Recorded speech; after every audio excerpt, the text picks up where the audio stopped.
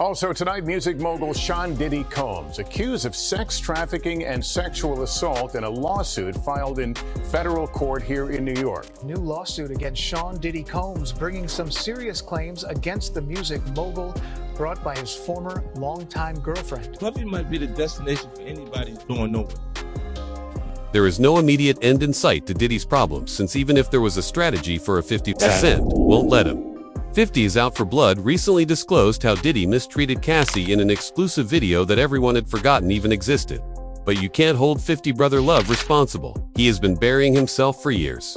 His history of abuse would fill a spreadsheet from the White House to Connecticut. And in this video, we'll be dissecting every last detail of it. What is this video that 50 has that could end Diddy?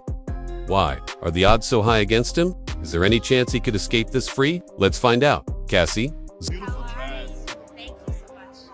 I wanted to ask you, can't wait to see 3 a.m. Yes. The controversy. Yeah. How can we get a tape of this? I'm going to send it to you. I will email it to you. Email me the whole thing. Yes, I love yes. it. I love that you're constantly crushing the glass ceiling. Or crushing the... If you understand the background of this film, you will be aware of the 3 A's. M. Diddy promised to email Andre the video. So you will be aware that Cassie got out of a nightmare when she left him. And it's fascinating because the whole section is about the sex recordings and films that Diddy delivered, as well as the 3 a.m. The video was essentially a continuation of all of that. But that's a bold assertion to make. So what evidence more, especially, what evidence would someone like 50 Cent have that Diddy would have likely been fired if he had consented? Cassie, to put him on trial, is an intriguing topic that will transport us back in time. If you were aware of the early 1990s, I'm referring about 1991, and this isn't even about Cassie because we're going Toho light, a particularly toxic aspect of Diddy's extremely toxic persona. The woman in question was Joy Dickerson Neal, and she made her accusation against Diddy. While she was a college student and he was still an active talent agency, she claims that she went on a date with Diddy, and that during that date, he spiked her drink. She knows this because when he drove her to Bad Boy Records, which didn't even exist before Diddy gained his independence, he made a move on her and assaulted her while she was unable to walk in his music studio. But hold on, this is a video about videos and sex tapes because it turns out that Diddy did more than just assault her. He forwarded it to 2 of his friends after filming it. If you're wondering how she found out, Devontae Swin, a member of the R&B group, told her that it was recorded and that the people who said these things live and haven't retracted their statements. If this is new to you, you may be wondering why the woman didn't report it to the police when it occurred.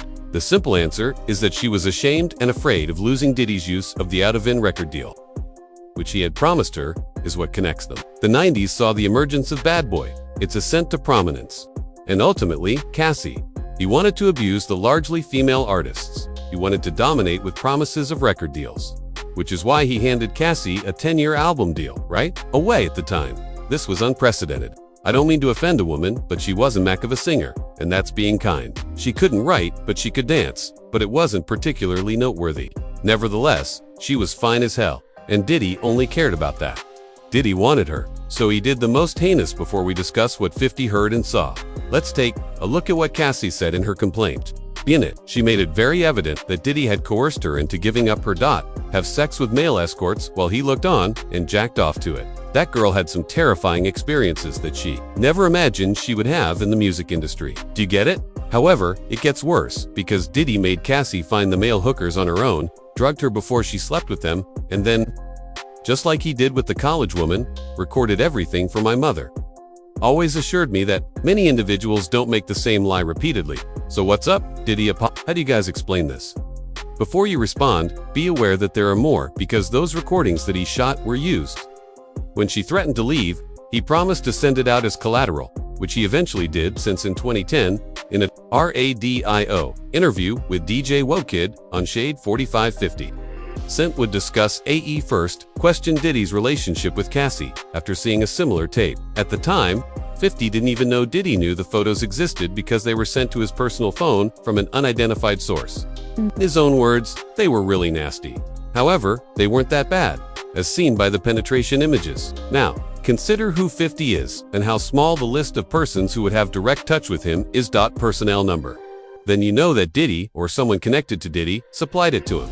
However, as I previously stated, Diddy was unaware of this and called Diddy right away to let him know that you were having an affair with this girl. You really like her that way? And he says, "Yeah, that's my girl." "All right, I'll send you something," he says. "You look at it and call me back." Thus, 50 Cent sent him the photos, and he called back to say that the pictures had been acquired by his men and that it was an error or something. But 50, who was already familiar with Diddy's personality, knew that wasn't the case. Diddy had used those pictures as collateral for Cassie. It was his method of retaining her as his girl, and that's likely when 50's complete disdain for Diddy started. It all started with a shopping incident, after which he said, yo, when are we going to get the chance to, To start out as like we could just hang out, and he asks, "Yo, why do you like going shopping?" I was like, "Foo," because I'm sure that if it had been Rick Ross, he wouldn't have been other words. 50 Cent cared because he had used sex recordings against Rick Ross, so he could see that the girl was in danger and that Diddy's connection with Cassie was the most harmful thing ever. The proof he needed was the pictures he gave to Diddy for confirmation, but there had always been indications that Diddy would share on Instagram for everyone to see, such as when Cassie was hiding behind the sheets to get away from Diddy. You can claim that there is no evidence of abuse here, but if you had known what Diddy had done to the lover, you wouldn't have to say that. You wouldn't be doubting the context of that Instagram video if you knew what Diddy did to Kim Porter, the mother of his children, prior to Cassie. You would know that Diddy was the most cunning devil, the kind of serial abuser, Kim Porter. Hey everyone, we're interrupting your surfing for this urgent notice. This is my girl, Kim Porter, my beautiful lover, KP, Kim Porter. Let me give you a little overview. It's 2005, and by this point, Diddy and Kim Porter had been together for over 10 years. Technically, they had been in an intermittent relationship for almost 10 years. During one of those brief stints, Diddy chartered a yacht, lured Kim to St. Tropez, and led her on with the pretext that they were going to have a nice time because he had heard a rumor that Kim had started seeing one of Diddy's colleagues in the industry. Bodyguards would report hearing loud disputes from 2A, which was not the case. By 7 a.m. following the altercation, Diddy beat Kim so severely that he broke her nose. In order to fix her nose and keep her out of the spotlight while it healed, Diddy flew in a specialist surgeon from Geneva. Okay. But it gets more worse, because if you tried to look up this story online, you would find nothing at all. For example, the Sun article that originally published the story has abruptly stopped having the narrative and pictures of Kim from that period. One of the final photographs, still standing, is the model with a bandage over her nose, which has virtually disappeared from the internet. According to my theory, Diddy went to great lengths to make sure his digital trace was clean. And since it was a huge event when it happened in 2005 and he knew he was up to it, but you don't have to believe me or the media. Gene Evento so talked about it. And then you hear that he broke Kim's nose? Well, I heard that he broke him. Well, let's say that he broke Kim's nose on the yacht. According to people in her camp, the erstwhile bad boy artist Mark Wen asked by The Art of Dialogue if Diddy had abused Kim. Curry would respond just as he did. "I saw the crazy relationship that Kim had with Diddy, how he beat her repeatedly, and how she suffered much more in his hands." This was his answer to Kim Porter's broken nose. Speaking of Kim Porter, did you know that Diddy actually broke her nose? Many Diddy defenders have said that Mark is only interested in Diddy because of their argument over publication rights. My response is straightforward. If you've been following this tale up to this point, you've already observed that everyone who has worked with Diddy has had problems with publishing at some time. Pattern, because Diddy would wiretap Kim Porter's phone in the same way that he did Cassie's. Mark Curd even claimed that whenever a man went out of his way to wiretap someone's phone or installed taps in their residences, it was only to keep an eye on their talks that are indicative of lunacy. And it's not only Kim and Cassie. Diddy has also abused Misa Hilton, who is the mother of Justin Diddy's eldest kid. But it gets wilder because Mark would also say that Diddy served special beverages for his female guests at his events. These bottles were filled with ingredients that made them extremely slick. If the music industry had a personality, it would be Diddy because, as you may imagine, Diddy surprises you by falling even lower, which is why Gene maintains that Kim's narrative mirrors Cassie's story. The former died, while the latter had a beautiful ending. However, there is some nuance here, and what I'm about to say is extremely sensitive. But it must be acknowledged that there are instances when there is no way to stop the abuse because they become too engrossed and offer justifications for their abuser's position. In the wake of the nose-busting incident, when she was questioned about what had occurred to her nose, she would reply that she had accidentally smashed it against a table. But perhaps it was real and she wasn't really covering up Diddy's mistreatment of her. However, 2 years later, in 2007, Kim became pregnant, with their relationship ended because she discovered Diddy cheating on her with both of their girls. But during the interview, It seemed as like she was attempting to make him feel bad about cheating on her without really taking the obligation to move on from an abuser who, regrettably, was the father of her children. In the Essence interview, she stated, "I wanted to be dramatic and let him know that I wasn't ending our relationship for 2 weeks or possibly moving out for 2 days, but the worst part was that Diddy had a child with this other lady 5 months before, to Kim giving birth to their twins. Their history dates back to Tupac, so it was complicated. But Diddy would eventually come clean to Kim, and following this incident, they ended their relationship permanently. If you were Kim, how would you respond to this circumstance? If your response is to emotionally distance yourself from this monster of a guy while you do your best to defeat him, we are in the same group chat. But Kim did the exact opposite. She would tell Essence that she was still close friends with Diddy for the children who, regrettably, have to have a man like him as their father. If you're unfamiliar with the Kim Porter case, I mentioned earlier that Cassie was able to leave because she realized she was with an abuser who was preventing her from doing so. Sean and I have this link in camaraderie. Kim Porter, a model and longtime lover of entertainer Shaw Diddy, was late to her burial yesterday at Cascade Hills Church in her hometown of Columbus, Georgia. Porter left behind 3 children, including an older son by singer Albie Shore. Kim Porter passed away, and as one could anticipate, the public's initial reaction, which had been monitoring their situation until their passing, was that Diddy was accountable. But when the autopsy revealed, Beshi had died of pneumonia and Diddy wasn't around her when she was discovered dead. Why were they certain he killed her? Perhaps it had something to do with it was claimed that Kim Porter was writing a book at the time of her death, that the book was about to be released, and that she was discussing all the clothes and experiences she had. And though this book was supposed to be a comprehensive analysis of her relationship with Diddy and the music industry, it was supposed to be the kind of book that would make people shudder. Of someone like Diddy, the type of exposed book that came from a reliable source that might have brought Diddy down if it had been Kim Porter discussing Diddy's homosexual affairs, his giving Usher an STD, or Mary J. Blige having a child. No one would question Diddy's abortion, sexcapades, or his repulsive kinks any more than some people doubt Cassie. I'm not saying they doubt her. I'm just getting the impression that they don't want to take her. Honestly, especially after she accepted a $30 million payout, perhaps if you heard what the men had to say, you might pay attention. He tried it on me, so I know it's real, since I received a call in the middle of the night. Columbus Short would relate this incident, which is strikingly identical to the innumerable others that other men in the industry have told. At around 2:30 in the morning, my wife said, "Pick up the phone," and it was Diddy. You had the bad luck to run into Diddy. He would also say to the man, "Hey man, we didn't see what the bet was," swinging both ways, one into the closet and the other into the bedroom.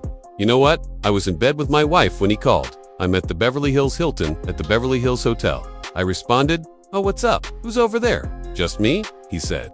Diddy was definitely attempting to stomp his yard, while Short was wise enough to avoid falling for the ruse. Not many artists have been fortunate.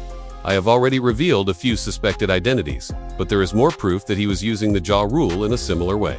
Why else do you think 50 Cent despises the man so much? The altercation had Diddy and female rapper Ja Rule plugging each other in a hotel's presidential suite in Atlanta, and Gene Deal was the only person on duty at the door.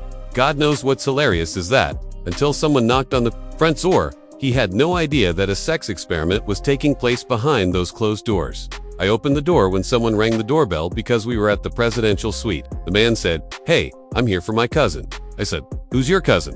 And he replied. Gene Deal went into defensive mode almost immediately. He stopped this cousin, but the cousin wouldn't have it. After some back and forth, Gene made the decision to toss the cousin onto a piano, which attracted the attention of both J. Rue and Puff. Puff grabbed his tea, Jay clutching his tea as he ran out of the room. But both guys were horrified and clearly nude. Were they on a devil's threesome, or was the demon present? We don't know for sure, but when Gene learned why Diddy's security had pinned his cousin to a piano, Jaru would offer him a hint. Jaru would say, "You don't want to go in that room because there's a lot of freaking going on."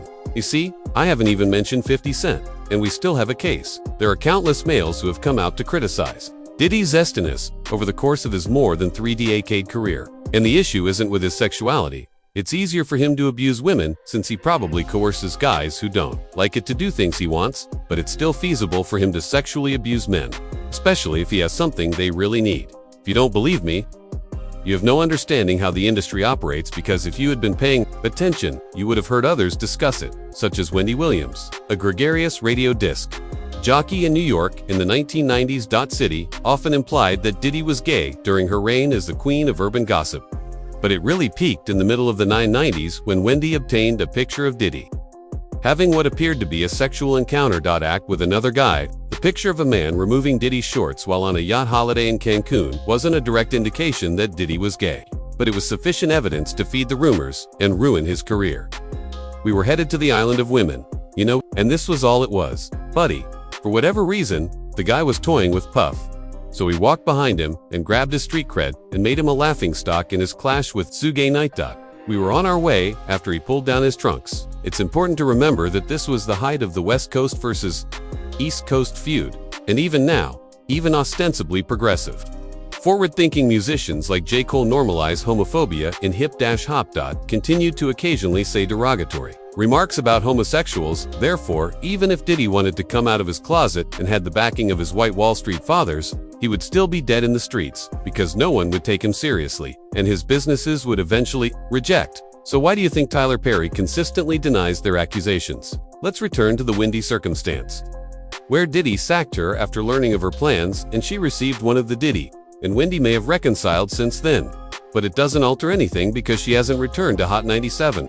She wanted to post a picture of him pulling his pants down. Her word. But 50 still calls him gay every other Tuesday. His own words are possibly the most damning evidence against him because, although you may not be aware of it, people think Diddy has been hinting at his sexuality in his songs.